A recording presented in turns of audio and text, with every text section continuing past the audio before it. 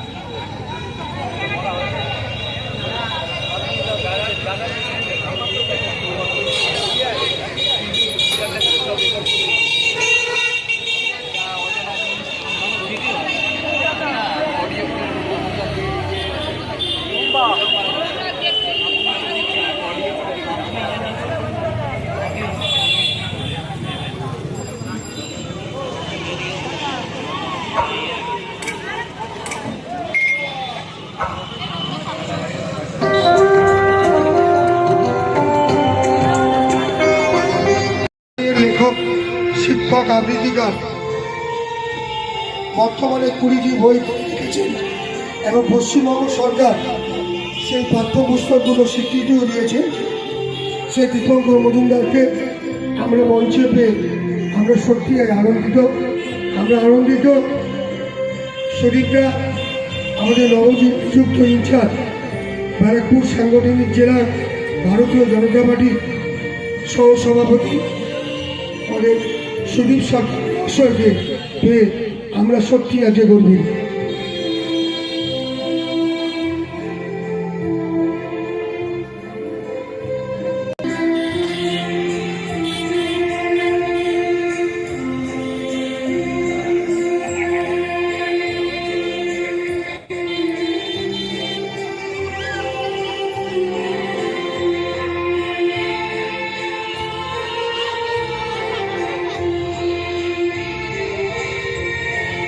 এই বুথে যে বুথে অনুষ্ঠানটা হচ্ছে সেই বুথের সমীর দাস সভাপতি, তাকে মঞ্চে যাওয়ার জন্য অনুরোধ করছি।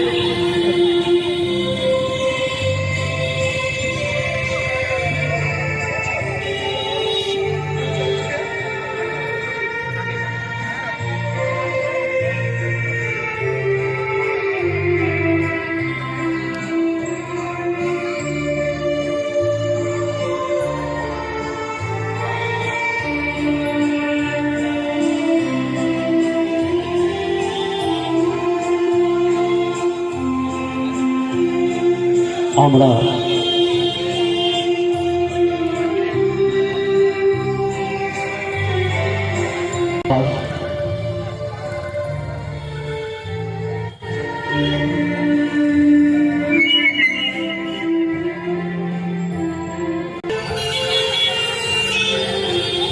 সুদীপ সরকার মহাশয়কে বরণ করে নেবে উত্তরীয় পড়িয়ে দেবাশিস দাস, আমাদের প্রিয় চিন্তু।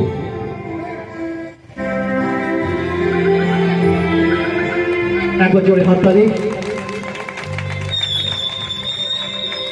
জগৎ বিধানসভা ভারতীয় জনতা পার্টির কনভেনার নারায়ণ বিশ্বাস আপনাকে মঞ্চে আসার জন্য অনুরোধ করছি। নারায়ণ বিশ্বাস জগদ্দল বিধানসভার ভারতীয় জনতা পার্টির কনভেনার, আমার অত্যন্ত প্রিয় ছোট ভাই নারায়ণ বিশ্বাসকে মঞ্চে আসার জন্য অনুরোধ করছি।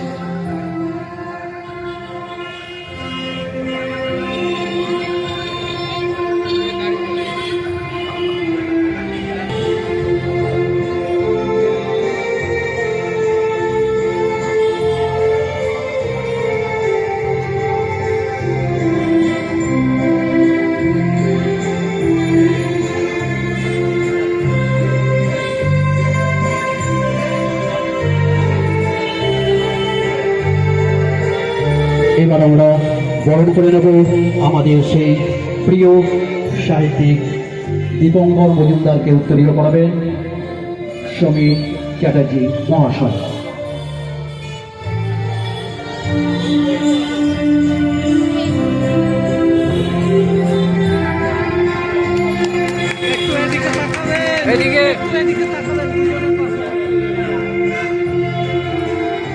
কনভেনার নারায়ণ বিশ্বাস মহাশয়।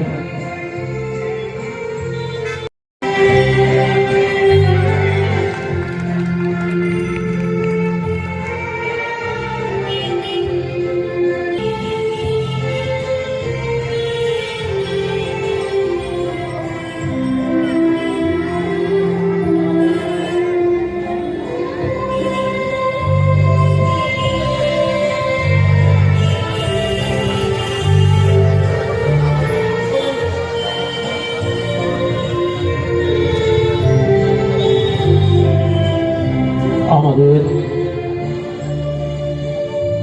বিগত দিনে যার কথা বললেই নয়, যিনি এই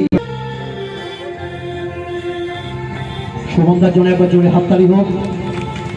উনি কঠোর পরিশ্রম করেছেন।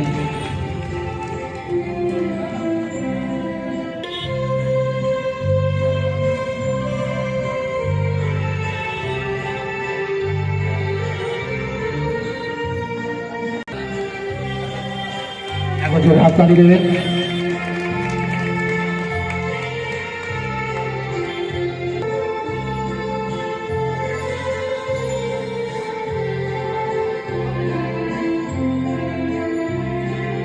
মন্ডল টু এসসি মোর্চার সভাপতি বিশু দাসকে উত্তরীয় পরিবরণ করে নেবেন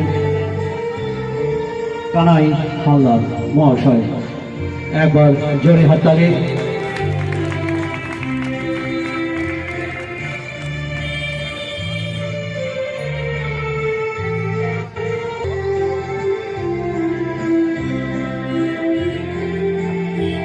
একবার হাততালি দেবেন ওনার জন্য।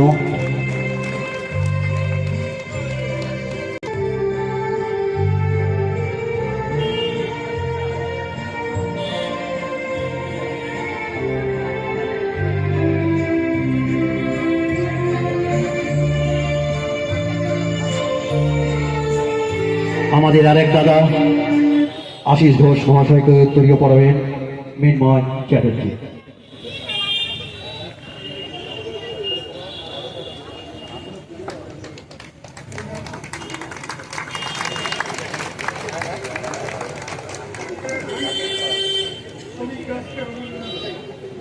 তপন শর্মা মহাশয়।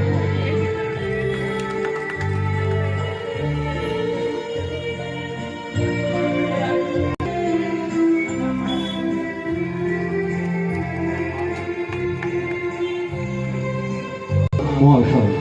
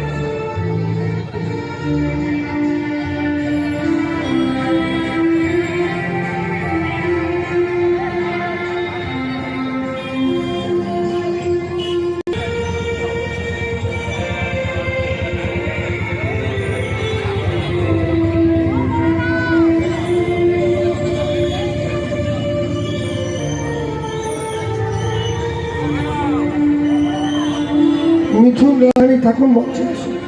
মিঠুন রায় এবং সাগর রায়। গৌরাঙ্গ সরকার মঞ্চে আসো। মিঠুন রায়, সাগর রায় মঞ্চে আসুন। গৌরাঙ্গ সরকার মঞ্চে আসুন।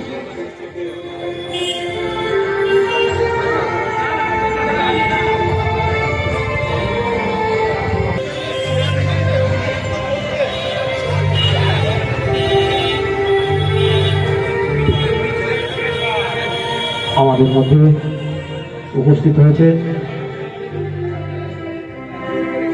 বত্রিশের প্রাক্তন কাউন্সিলর পল্লবী কুণ্ডু মহাশয়া।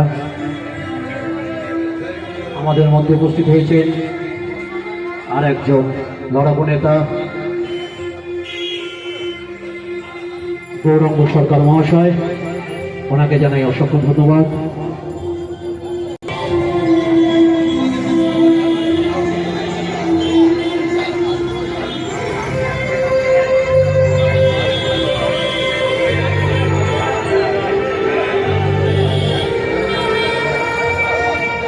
তাই আমরা আহ্বান করেছিলাম সাধারণ মানুষ, আমরা আহ্বান করেছিলাম বিভিন্ন রাজনৈতিক দলের নিচুতলার কর্মীবৃন্দুদের যে এবার এই নির্বাচনে আমাদের সকলকে সংঘবদ্ধ হতে হবে, সকল সনাতনীকে সংঘবদ্ধ হয়ে এবার নির্বাচনে ভোটদান করতে হবে।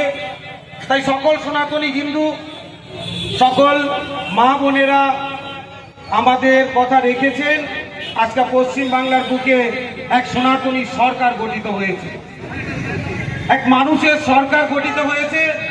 যেই সরকার কোন রাজনৈতিক দলের নয়, ওই সরকার সাধারণ মানুষের সরকার। এই সরকার সাধারণ মানুষের অধিকারের কথা বলবে এবং সাধারণ মানুষের অধিকারকে পূর্ণ প্রতিষ্ঠা করাই এই সরকারের কাজ। আমরা প্রতিশ্রুতি দিয়েছিলাম। আমরা জানি যে শুধু অন্নপূর্ণা ভান্ডার বা আয়ুষ্মান ভারত বা অন্যান্য যেসব প্রকল্পের জন্য আমরা মানুষের কাছে গিয়েছিলাম, সকল সনাতনী হিন্দু বা মায়েরা সেই অন্নপূর্ণা ভান্ডার দেখে আমাদের ভোট দেয়নি। সকল সনাতনী মায়েরা ভেবেছে এবারের নির্বাচন তার সন্তানকে আগামী দিনে সুরক্ষা দেওয়ার নির্বাচন। এবারের নির্বাচন ছিল তার সন্তানকে এই বাংলায় চাকরি ব্যবস্থা করার নির্বাচন বা সনাতনী হিন্দুদের রক্ষার নির্বাচন। আমরা বুঝাতে পেরেছি, বাংলার মানুষ বুঝেছে বলেই এক স্বৈরাচারী তোলাবাজ সিন্ডিকেট সরকারকে অপসারিত করে বাংলার গদিতে স্বাধীনতার পর ডক্টর শ্যামাপ্রসাদ মুখার্জির এই বাংলায় হিন্দু সনাতনীর বাংলায় এই প্রথমবার ভারতীয় জনতা পার্টি সরকার গঠন করেছে। তার জন্য সকলকে প্রণাম। আমরা প্রতিশ্রুতি দিয়েছি। অনেকেই বলছেন যে আপনারা তো প্রতিশ্রুতি দিয়েছেন, আমাদের একটি বছর সময় দিন।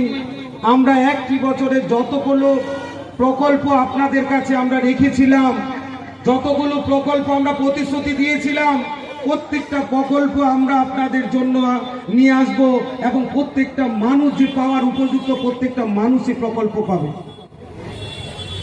তুলবে। আমরা এটা নির্বাচনের আগেও প্রতিজ্ঞাবদ্ধ ছিলাম, আমরা নির্বাচনের পরে প্রতিজ্ঞাবদ্ধ আছি। কারণ আমরা এটাও বলেছিলাম, দেশে ভারতবর্ষের স্বাধীনতা হওয়ার পর থেকেই সংবিধানে একটা কথা আছে, পাকিস্তান, আফগানিস্তান এবং বাংলাদেশ থেকে যে সমস্ত হিন্দুরা ধর্মীয় কারণে ভারতবর্ষের সে আশ্রয় নেবে, ভারতবর্ষের সরকার তাকে স্বাধীনতা দেবে। কিন্তু দুর্ভাগ্যবশত আমরা ৭৫ বছর স্বাধীনতা পার হয়ে যাওয়া সত্ত্বেও এই দেশে পশ্চিম বাংলায় বিশেষ করে হিন্দুদের পূর্ব বাংলা থেকে আসা আমাদের মতো হিন্দু পরিবারের ছেলেদেরকে প্রকৃত অর্থে কোন রকম ভাবে ভারতবর্ষের নাগরিকত্ব দেওয়া হয়নি। কিন্তু অনেকেই বলে আমার তো আধার কার্ড আছে, ভোটার কার্ড আছে, আমি ভোট দিচ্ছি ২০ বছর ধরে। কিন্তু আমরা কখন বুঝতে পারি আমরা যে ভারতবর্ষের প্রকৃত নাগরিক হয়ে উঠতে পারিনি? যখন আমরা পাসপোর্ট করতে যাই, সেই অফিসারও জানে যে সব কাগজ সে জমা দেবে, যখন পাসপোর্টটা আপনার কাছে ইনকোয়ারিতে আসবে দেখবে পুলিশ মোটা অঙ্কের একটা টাকা চাইবে আর বলবে ৭১ সালের বা ৬০ সালের একটি আপনি কোনো ডকুমেন্টস দেখান, যেটা আমাদের ম্যাক্সিমাম লোকের পক্ষে দেখানো সম্ভব নয়। কারণ আমরা উদ্বাস্তু হয়ে দেশে এসেছিলাম, তাই সেটাই হচ্ছে গিয়ে কারণ। আপনারা কিছুদিন একটা উদাহরণস্বরূপ দিতে পারি যে আপনার ভারতবর্ষের যে বিখ্যাত ক্রিকেটার বিরাট কোহলি, তার ক্রিকেট জীবন সমাপ্ত করার পর উনি বলেছেন আমি লন্ডনে গিয়ে বসবাস করব, লন্ডনে নাগরিকত্ব নেব। কিন্তু দেখেছেন সেই লন্ডন সরকারকে তার যাবতীয় তথ্য প্রমাণ তাকে দিতে হয়েছে। এখানকার ব্যাংক অ্যাকাউন্ট থেকে শুরু করে তার আধার কার্ড, ভোটার কার্ড, সম্পূর্ণ তথ্য তাকে দিতে হয়েছে। পৃথিবী জুড়ে এটাই সিস্টেম, যেই দেশের নাগরিকত্ব নেবেন সেই দেশকে আপনার আগে বিগত দেশের সবকিছু সমর্পণ করতে হয়, তারপরে তারা সেই দেশের নাগরিকত্ব দেয়। তাই আমরা ভারতবর্ষে যারা এসেছি, আমরা যদি সিএ ফর্মের মাধ্যম দিয়ে আমার দেশের প্রধানমন্ত্রী যেটি করেছেন, যদি সেই সিএ ফর্মের মাধ্যম দিয়ে আমরা সেটা যদি বলি, তাহলে সেখানে অপরাধ কোথায়, সেখানে ভয় কোথায়? আমরা জানতাম যে কিছু হিন্দুদের ভোট লিস্ট থেকে বাদ যাবে, এর জন্য আমরা নির্বাচনের আগেই বিভিন্ন একটা করে ক্যাম্প করে আমরা সিএ ফর্ম চালু করার ব্যবস্থা করেছিলাম। তখন এখানকার যখন শাসক দল তৃণমূল, তারা ভয় দেখাতো, যে বলতো আপনি যদি বাংলাদেশি প্রমাণ হয়ে যান আপনার চাকরি হবে না, এই হবে না, সেই হবে না, আপনার লক্ষ্মীর ভান্ডার কাটা যাবে, এই সমস্ত ভয় দেখিয়ে আপনাদেরকে সিএ ফর্ম ফিল আপ করা থেকে বিরত রেখেছে। এবং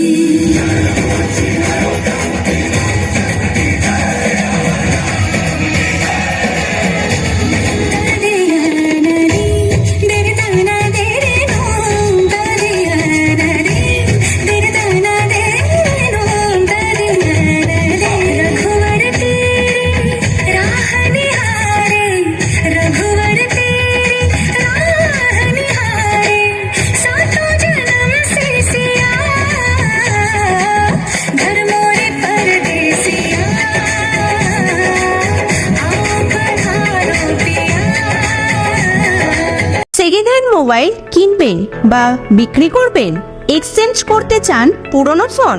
পাপ্পু মোবাইল, নৈহাটি হাজিনগর ফায়ার ব্রিগেডের ঠিক পাশে আপনার মোবাইলের সেরা ঠিকানা। Samsung, Redmi, Realme, Oppo, Vivo, iPhone সহ যে কোনো ব্র্যান্ডের মোবাইল এখানে পাবেন 50 থেকে 80% ছাড়ে, তাও আবার গ্যারেন্টি সহকারে। হোলসেল ও রিটেল দুই পাওয়া যায়।